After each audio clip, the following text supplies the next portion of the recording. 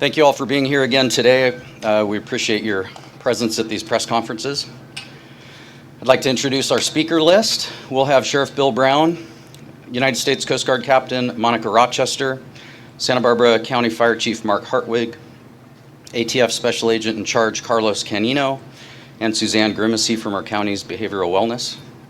We also have Chief Ranger Mark Knott from National Parks and Assistant Chief Ryan Smith from California Office of Emergency Services that'll be here and available to answer questions after the press conference if you have any specific questions for them. So I'd like to introduce Sheriff Brown up to the podium to begin. Thank you, Lieutenant Rainey. Thank you, ladies and gentlemen of the press, for being here today. We have an update for you, and I want to preface these remarks as I did at the last press briefing by recognizing that much of the information that we're about to disclose and to discuss is going to be painful and difficult for the family members of those who were lost in this terrible tragedy, and we want you to know that you're still in our hearts. Our condolences go out to you, and as painful and difficult as this is, we hope that you will find some measure of comfort in some of the information that we have for you today. The search and recovery operation is continuing, and we have had an incredible response to our mutual aid request for assistance in this search and rescue and subsequent search and recovery operation. Dive teams and Marine units from across the state, as well as our federal partners and state partners, have assisted in this effort. They have brought resources as well as technical expertise to the scene. We are in our 5th day now of this incident, and today we will have divers from the Sheriff's Dive Team, the FBI, and the National Park Service in the water once again. Their top priority today is the recovery of the remaining victim that is still outstanding, as well as evidence recovery for the ongoing investigation of the cause and origin of this fire. Today, the salvage operation of the vessel, the Conception, is underway, and Captain Rochester will share more detail about that in a moment.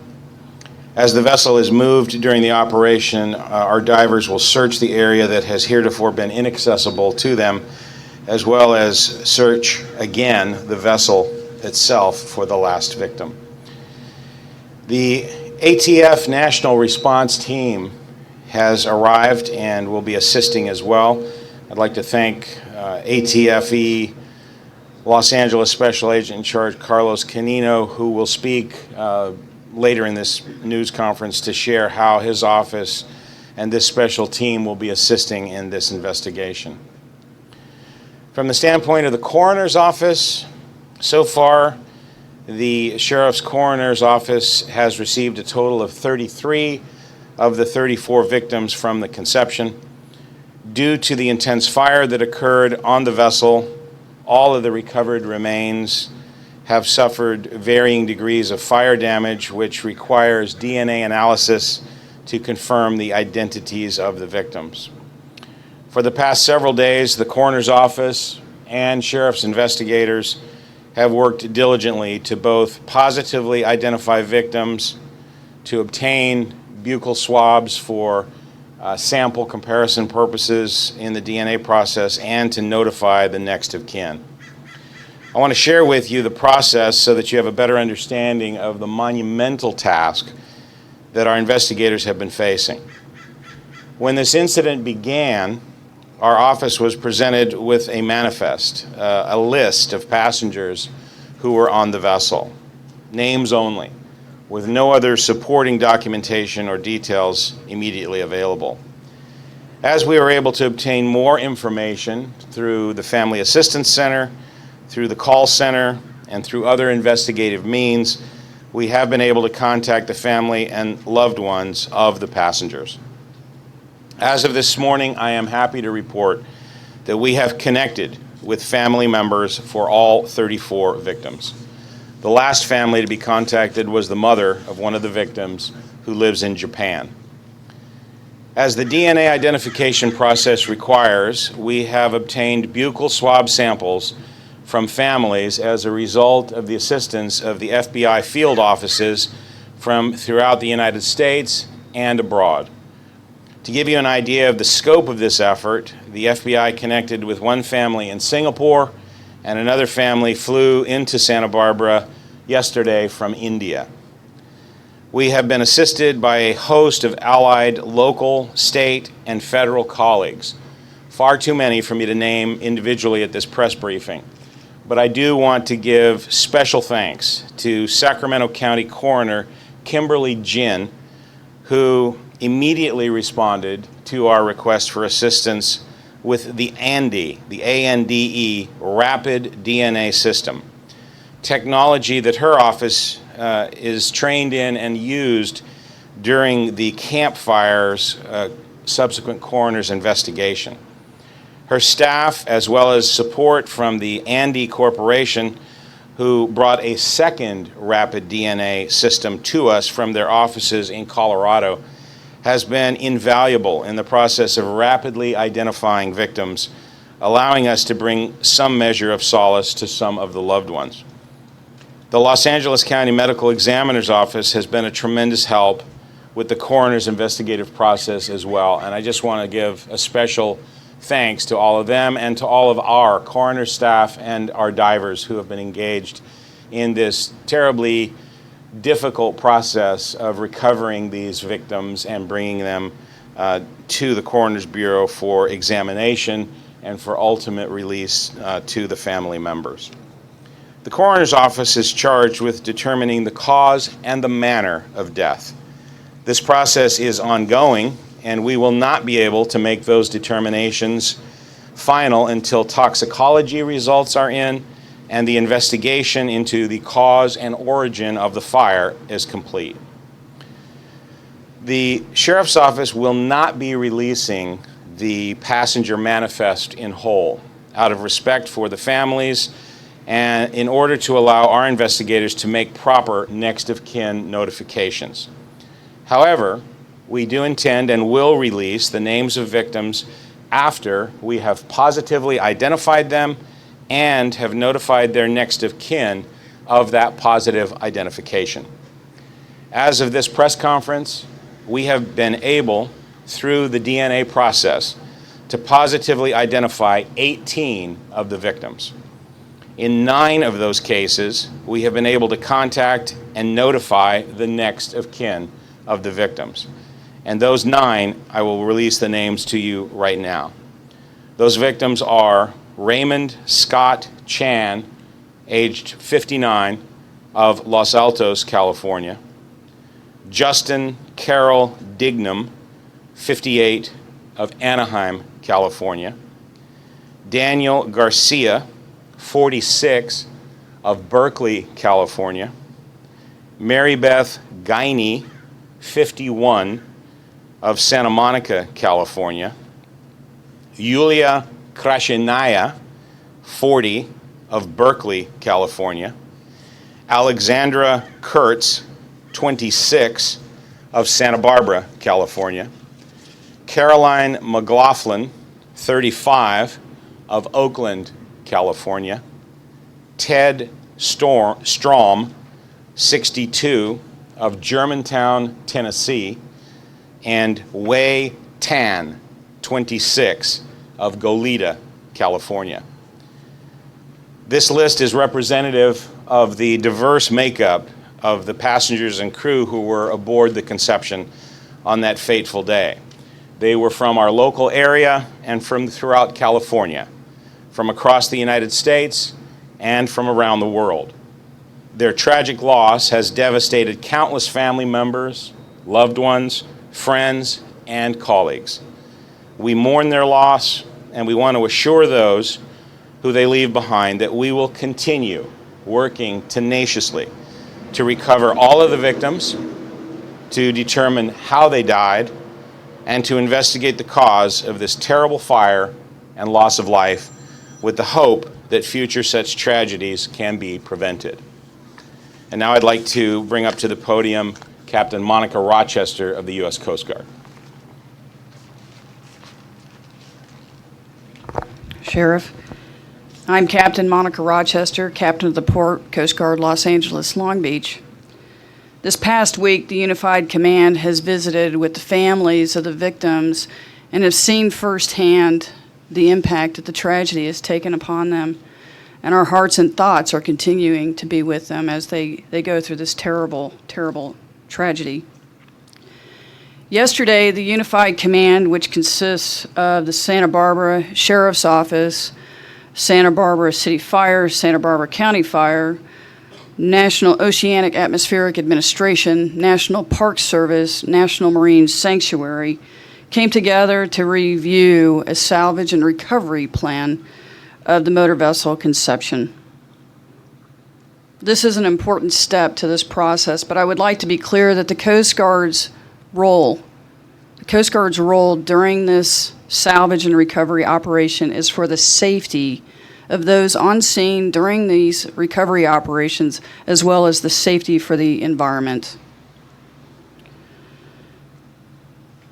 Salvage operations can take some time. It is a very exacting, tolling process on the folks that are on scene, the divers that have to assist in the continued assessment and rigging of the vessel. So it's not a hurry up and lift and be placed on the barge. It's an incremental effort to make sure that we try our deliberative best to keep the vessel intact for further investigation requirements. We will also continue to monitor the operation to provide updates as necessary as they become prevalent for us to do so. And at this time, I'd like to go ahead and transition over to Chief Hardwick for the Santa Barbara Fire.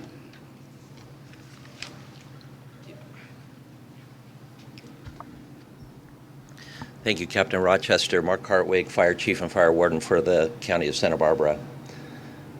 We started this week by committing our resources and those of our partners throughout the state to rescue any potential survivors of this tragedy.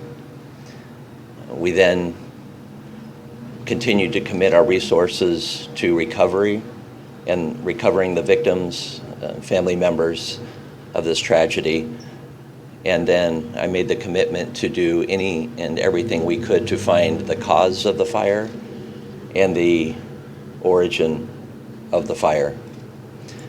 I want to first and foremost thank our partners to the south, Ventura County Fire Department, who upon notification of the distress call off the coast of Santa Barbara and Santa Cruz Island responded immediately with multiple assets. As we commit to finding the cause of this fire and the origination point of this fire, I promise that we would leave no stone unturned. We have joining us in the investigation formally now what I would consider the A team for cause and origin, really one of the best teams throughout the world, the National Response Team from the ATF. And I'm going to go ahead now and yield to my colleague from the ATF. Thank you, Chief. Good morning. My name is Carlos Canino. I'm the Special Agent in charge of the Los Angeles ATF Field Division. Before I say anything, I will not be taking any questions. I'll just be talking about the National Response Team and their capabilities. So, and the reason for that is right now, until they get on the scene and we have more information, anything that I would say would be speculative. So I do not want to do that. So first off, on behalf of ATF Director Regina Lombardo and the men and women of ATF, we'd like to express our condolences to all the victims and their families. Our hearts are with them and our thoughts and prayers are with them, and we stand behind them. So, as you might know, ATF is a federal agency with jurisdiction and expertise and resources to investigate large and complex fire scenes. ATF brings a unique expertise in the investigation of fire incidents, and we share this expertise with our federal, state, and local partners as well as fire services. ATF has been on scene since Monday, in consultation with the Unified Command. It was agreed upon that the best course of action, or the next course of action, I should say, was to bring the resources of ATF's National Response Team. They're arriving today, some are already here.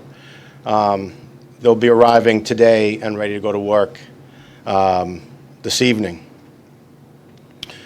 So our NRT will be working alongside the men and women of the Unified Command, and our primary role is to determine the origin and cause of this fire. The NRT is comprised of senior ATF special agents, certified fire investigators, forensic mapping specialists, explosive enforcement officers, fire protection engineers, electrical engineers, forensic chemists, and other professionals. When I was coming on my way up here and I was talking to our Bureau headquarters, I asked for a list of which agents were going to be on the team, and I was doing some quick math. Just for the agents alone, there's over 250 years of experience in investigating fires. So the team that's coming here to assist and try to get to the bottom of this tragedy is exceptional. Like I said, at this time, it's too early to tell what the cause of the fire is.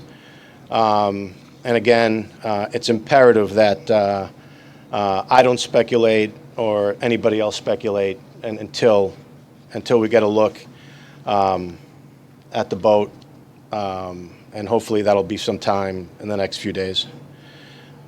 In complex investigations like this, where there's a large loss of life, we take our time, process all the evidence, and we don't put time limits on how long we're going to be here. We'll be here as long as we're needed. And again, the goal is to determine what the origin and cause of this fire is. I spoke to our director, and she told me that all the resources of ATF are available for this incident. So, thank you very much.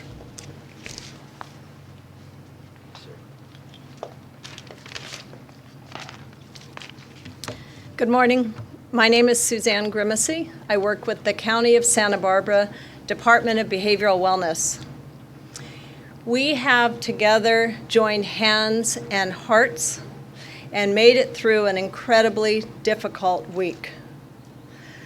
I feel both honored and humbled for the opportunity to have made connections with so many of the families who had loved ones aboard the Conception. I will cherish the stories which have been shared that describe family members hearing of their passions held for diving and for the underwater world. The Family Assistance Center closed on Wednesday evening. The center opened as a place to get information, resources, and counseling support, but it turned into so much more. It turned into a gathering spot for families to spend days together and share their stories with one another and gain support from one another.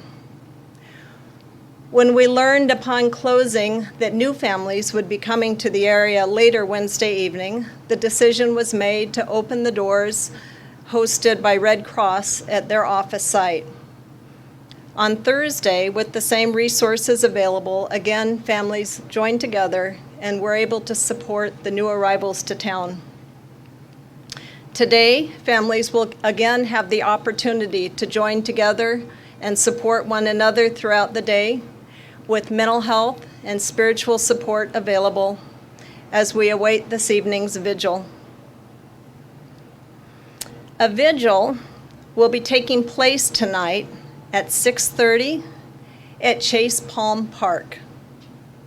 The vigil offers a time for community to come together to show support, to grieve, to receive the support of others, but above all, an opportunity for us together to honor the 34 lives which were lost on the conception. There are no words that can heal the pain that is being experienced by so many at this time. But we can be there for one another. I hope everyone that can will consider joining tonight's vigil at 6:30 at Chase Palm Park and beginning our journey together towards healing. Thank you.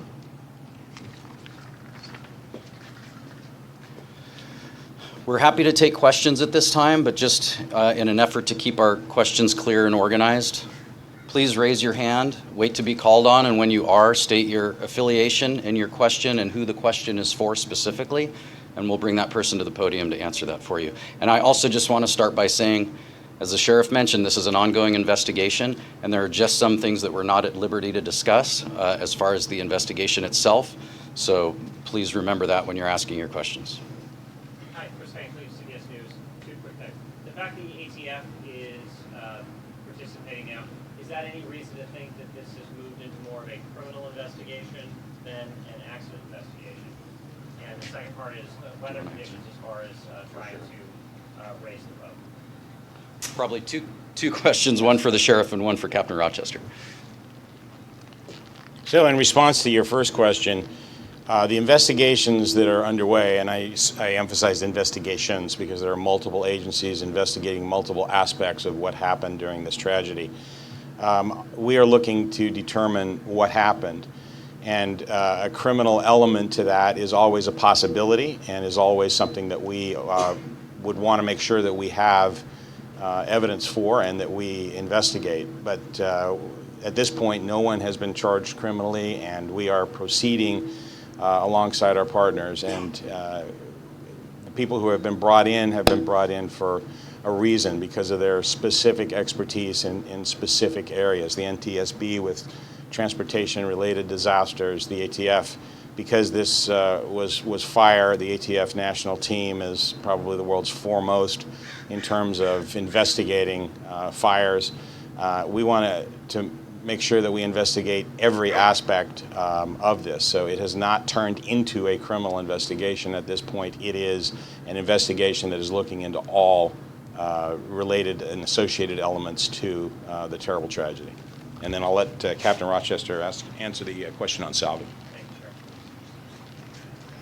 I'm sorry, can you repeat your question? Captain, the NTSB had told us yesterday that winds were becoming a challenge with the efforts to recover the boat. I'm just curious where that effort stands. Okay, so the question was, winds are offering a challenge to this operation. Am I characterizing that correctly, sir? That is a big consideration. We are monitoring the weather patterns very deliberately. The forecast beginning later on this afternoon has winds increasing to about 35 knots, which puts the salvage in a precarious situation. They have thresholds that will go beyond the comfort of their safety level for the folks that are actually participating on site during the salvage operation. So if that comes to that, to where the vessel has not been placed on board the barge at that point, I will make that determination that we will suspend, ensure that the vessel is appropriately anchored in consultation with the National Park Service, in consultation with the National Marine Sanctuary, and put the barge and the tug in a safe haven, and we'll wait for those winds to die down. Again, those are forecasted through the rest of the weekend, and hopefully that will subside and we'll be able to return the salvage operations and the equipment back on station sometime Monday. So it sounds unlikely you raise the boat today. I don't have the definitive answer to that. Again, this is a very deliberate process. It's not a fast process to raise that, so I don't have that information at this time. Yes, sir. With the Stephanie Dazzio from the AP, the one remaining person, have they been located like some of the other bodies you knew they were, you just couldn't reach them, or is this one completely unaccounted for so far? The question was the one remaining victim who has not yet been recovered. Have the remains been recovered, or are they known to be somewhere and we haven't been able to get them? They have not been recovered at this point. We don't have any indication as to that person having been, seen or whatever, like we had a few days ago where we couldn't get to certain victims. But with today's salvage operation, we're hoping that by raising or partially raising the wreckage, that our divers will be able to access areas that heretofore have been inaccessible to them as they have conducted their recovery operations. But at this point, that person, the remains of that person do remain outstanding. We do not have, we have 33 of the 34 victims recovered.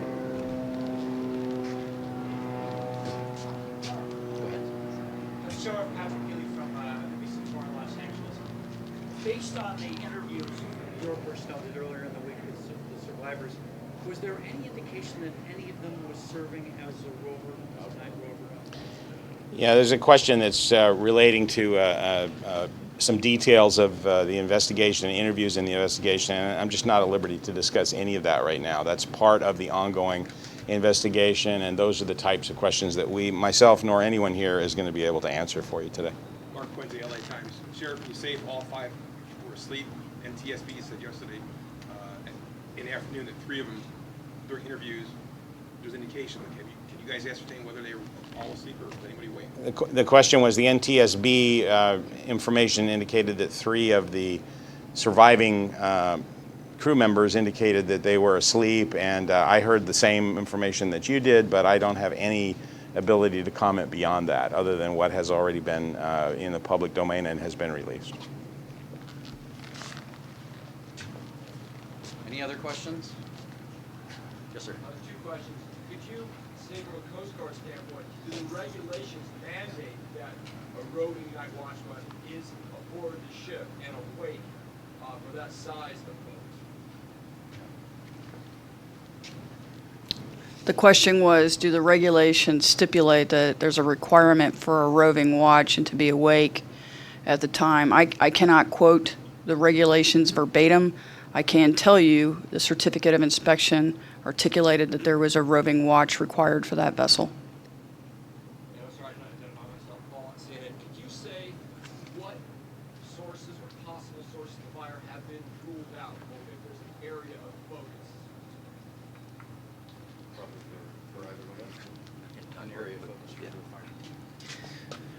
Right now, we won't know exactly where to focus until we get the wreckage up. So salvage is the primary goal right now.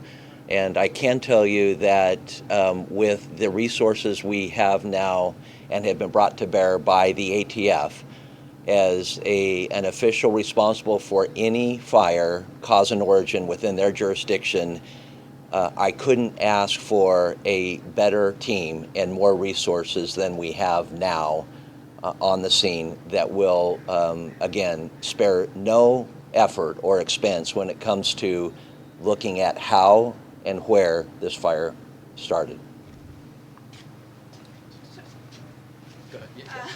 Stephanie from the AP again, sorry. We've been getting some conflicting information about who's leading certain investigations into what. Some people are, yesterday the NTSB referred to the FBI. Other people are saying the Coast Guard is conducting the potential liability investigation. Can you just spell out who's doing what, just so we get it, make sure we get it clear? The question was there have been a lot of agencies that are involved in this, including NTSB, the FBI, the Coast Guard, and obviously our office and others. And all I can say to you is that there are many different aspects to this tragedy. Every agency that is here involved in this through the Unified Command and through an independent investigation such as the NTSB is all are utilizing their expertise and their responsibility and their charge to investigate certain aspects of the investigation. So there are a host of different things that are being investigated by a variety of agencies, and there are other agencies who are here in support of those operations because they have expertise, whether it be in the recovery of evidence, the analysis of evidence, or what have you. So it's perfectly appropriate and natural that we would have a wide variety of federal, state, and local agencies involved in this investigation. Sheriff, Simon Boyd, CBS News. In the federal families, how many families have you received DNA samples from, and when do you anticipate having all of them? Yeah, I can't give you. The question was how many of the victims do we have familial DNA samples to be able to compare the DNA that we've been able to extract from the victims who are in our care at the moment. I don't have a definitive answer for you up to date. I can tell you that as of yesterday, we had 20 samples.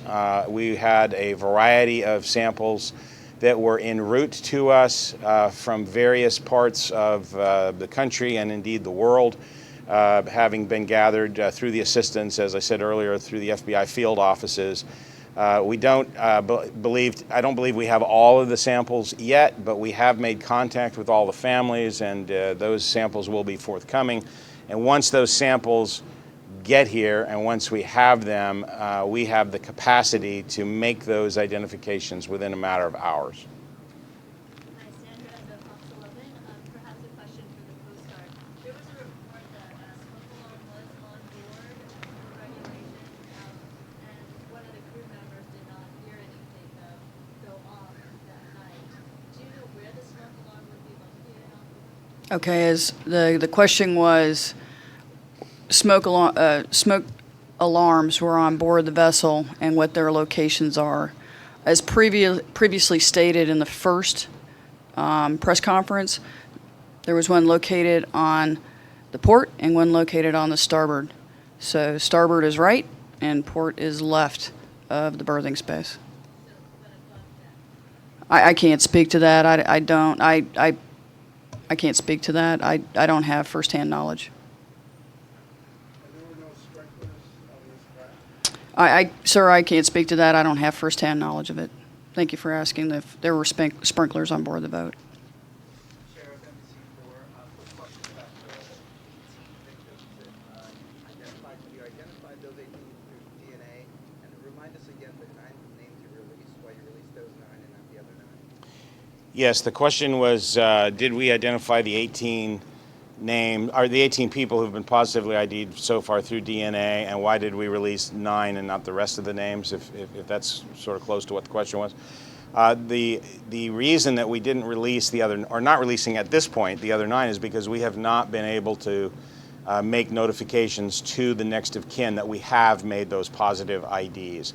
And we don't want families to find that information out through a newspaper article or through a news broadcast. We want to be able to personally explain to them what's happened and what's going to continue to happen in the care of their loved one.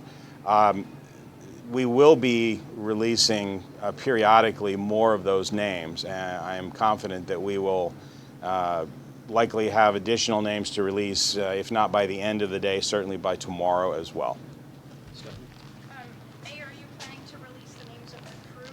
And B, does the Truth Aquatics federal lawsuit, does that affect the investigation in any way? So the question was, are we planning to release the names of the crew, and has the, I'm sorry, what was the last part? The Truth Aquatics filed a federal lawsuit yesterday to limit liability. Does that affect the investigation? And then there was a question about a federal lawsuit that was filed apparently by the company in federal court yesterday. Let me take those second and first in order. I don't have any information to you for you about the federal lawsuit. That's something you'd have to direct towards other authorities in the legal system. With respect to your first question, I think that, and I'm sorry, you said that. Are you releasing the name of the crew? Yeah, the crew members, I'm sorry. We will not be releasing the names of the crew members at this time. I can't speak for NTSB or for the other organizations that are involved. Would you send out a list of the names you've identified, spellings and whatnot that you read off? Yes, we'll put a press release out subsequent to this press conference that'll have that information.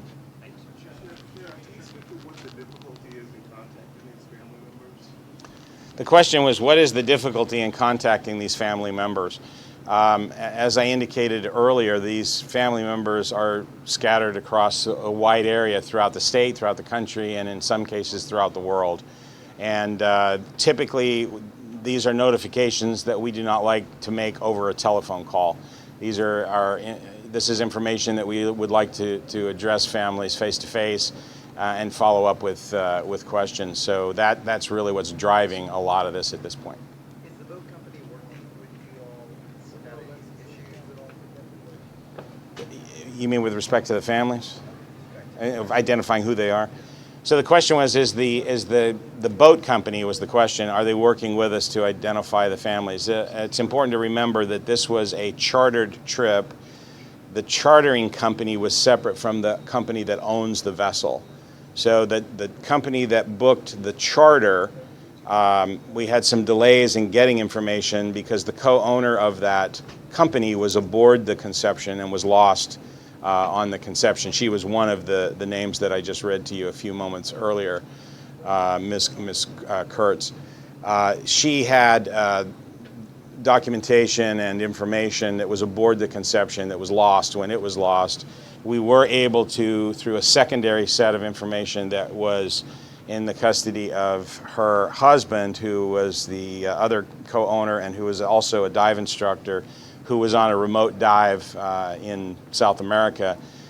We were able, yesterday I believe, to finally get the information from the booking that had more detailed information about dates of birth and addresses and contact information in the event of emergency and so forth. It was information that we just didn't have at the very beginning of this event.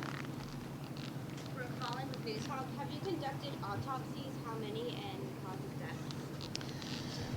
So the question is, have we conducted autopsies and how many and what was the cause of death? So we have made a determination that we are not going to conduct autopsies on these victims, traditional autopsies. We have done external examinations. We have done toxicology tests. We have done a review of this entire process by our pathologist, but our pathologist is convinced, without having to conduct autopsies, that these victims were victims of smoke inhalation, and that is going to be at least part of the, that's going to likely be the primary cause of death, but it's going to be followed up with information, and until a final determination is made through examination of toxicology and other means, we won't be providing that information. Sure. If you guys can just please raise your hand, wait till you're called on, state your affiliation.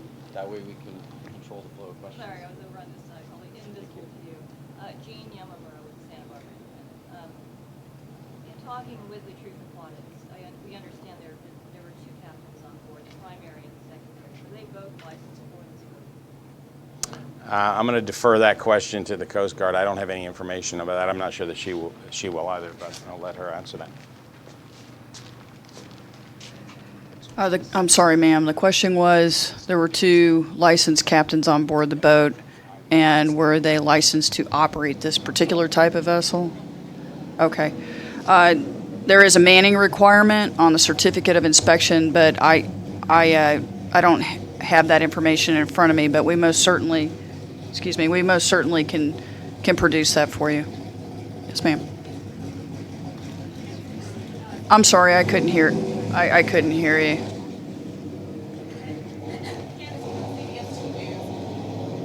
Outside of the winds having posed challenges to bringing the boat out of the water, what other difficulties have there been? You did mention some safety concerns regarding the team and the environment. Can you speak to that? Sure, certainly. So The question was, what other challenges have been posed in addition to the winds?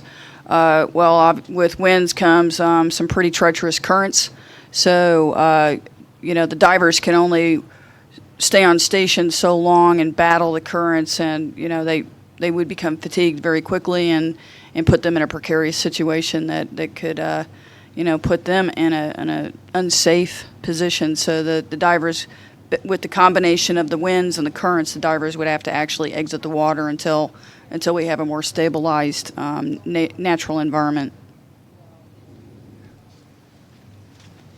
Patrick, if you might, if I could call up, just to clarify the process here, and given what an enormous challenge this salvage is today the first day when an effort will be made to start to raise the vessel? And if everything goes well, is it conceivable you could do that before the wind comes in? So the question is, thank you, sir, for your question. The question is today the first day that we've been able to begin raising the vessel, and is it conceivable that it could be raised prior to the winds? Today is the first day that we've commenced actively changing the aspect of the vessel. And what I mean by that, if you recall, the vessel is upside down, and so we call that inverted. And so the first step is to gently roll over the vessel with the appropriate rigging equipment, and then have that stabilized prior to beginning the raise. And as I indicated previously, it is just not a fast raise. It's going to be a very gentle raise to try and retain the vessel to be intact. With that, that could be a very lengthy raise, and I have not seen the updated weather report, so I can't give you a definitive on, if we could conceivably complete that prior to the onset of the weather, sir. Captain Mark Quinn, LA Times. Can you please explain the role of the night watchman, what they're supposed to do? Are they supposed to stay in one area of the vessel? Are they supposed to roam? Just any explanation you could give would be helpful. Okay, so the question was, can I explain what the role of a night watchman is and a roving watch? So with that, specifically what the language was on the certificate of inspection, I personally read roving watch is required, but beyond that, what the stipulations are, I can't speak to that. Is there some general terms you could use that other vessels use, that your own fleet uses? I can't speak to that, sir. I don't have that information. And may I just follow that real quick? When you talk about a roving watchman, what is the role of that person? The role of that person is exactly that, is to rove and check the safety of the area that they've been placed in charge of. Just a follow-up question, follow up on the AP question. Can you just give us a thumbnail outline of who's investigating what, say, just with Sheriff, NTSB, ATF, Coast Guard, FBI, those agencies? So the question was, can I give a thumbnail of who's investigating what aspects, what's being investigated by what? And I could give you one. I'm reluctant to do so because I'm inevitably not going to include everyone and do so completely accurately. But just to give you an idea, the Coast Guard obviously is here to investigate the marine-related aspects of this accident. They were involved in the initial rescue response. They are now in charge of the marine scene, as it were, protecting that area and overseeing the salvage operations and doing a host of other things there as well. They also have several other team members and aspects that they investigate as well in this, and are part of this with respect to more technical types of things. The Sheriff's Office is investigating. This occurred within the jurisdiction of the County of Santa Barbara, and our agency is responsible for conducting the death investigation. I am, in addition to being the sheriff, I am also the coroner for Santa Barbara County, and so we are conducting a coroner's investigation, and we have responsibility in that area as well. The fire department, as you heard before, is involved in determining cause and origin of this, but because it is there is concurrent jurisdiction here, we also have the resources, obviously, of the federal government here with the ATF National Response Team that has come, as well as the NTSB, which is responsible for investigating accidents of either aviation or marine or rail of a nature along those lines.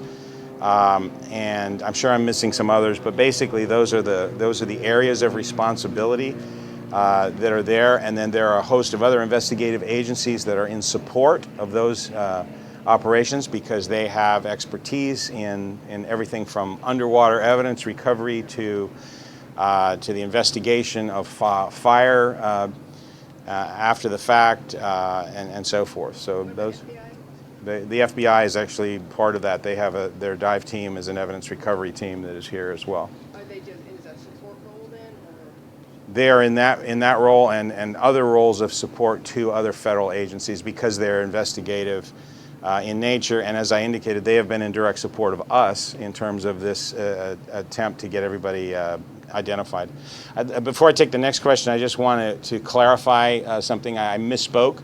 About one of the victims, Ms. Kurtz. Ms. Allie Kurtz was not the co-owner of the booking company. She was the 6th crew member who was on board the Conception and was asleep in the passenger compartment at the time. So the co-owner of the company was aboard the vessel, but we are not releasing her name publicly at this time, although it has been in the public domain heretofore. So I'm sorry, your question? Stephanie from the AP again, sorry. Why the decision not to do full autopsies and the fact that the medical examiners believe that they died of smoke inhalation? Does that mean that they died before they were burned? So the question is why no autopsies and why? Because you believe the cause of death to be smoke inhalation. Yeah, and because is that because of the cause of death is believed to be smoke inhalation? So the cause of death, the preliminary indications are that the cause of death was smoke inhalation. As I indicated earlier, we will not have a final cause and manner of death until all aspects of the coroner's investigation, including toxicology results, come back in. But the preliminary indicators are that all of the victims have exhibited signs that are indicative of this, and in my personal discussions with the pathologist, they're deferring to his expertise that there's not going to be any additional evidence obtained in an autopsy that will confirm that, other than the fact that it will delay the process in terms of releasing the remains to the family members, and this is something that we are cognizant of, and again trying to balance it. And I've had discussions with all of our federal partners and with our other people, and with respect to this indication about not doing autopsies on these victims, and as long they're comfortable that as long as our pathologist can render a decision, and he's comfortable that he will be able to render a decision without the autopsies, that we're going to move forward without doing them at this point. So does this mean that they were dead before the flames basically overtook them? You talk about burn damage. Yeah, the question was, does this mean that they were dead before the burn damage on the bodies? And preliminarily, I can tell you that the indications from the pathologist are just that the belief is that the victims died and that the burn damage to the victims was post-mortem and not ante-mortem. In other words, it occurred after death and not before death. So when the crew tried to rescue them and the flames were already engulfing, they may have already been dead by that point, by the time the crew realized it. That would be the indication. So, not before. Well, no, you just tagged on one last line that said before the crew realized that. I can't speak to that. The indicators are from the preliminary examination of the bodies that the victims died prior to being burned. So that's what we can say with some certain preliminary, but with a high degree of certainty at this point. So. We're going to wrap things up at this point. I do, for any of our Spanish affiliates, I do have a Spanish-speaking lieutenant that will be able to answer some questions and get you some of this information in Spanish. I will also stick around in case you have any additional follow-up questions about what was spoken to. So again, thank you on behalf of the Unified Command for you coming to this press conference. I'll get out the names and spellings, everything that the sheriff disclosed about the victims' names that we are releasing. I'll get that out on a press release within the next hour or so. And then as we are successful in identifying and making next of kin notification, we'll release those additional names as we're successful in that process. Thank you again for coming, and we'll talk to you soon. No further press conferences are scheduled at this time.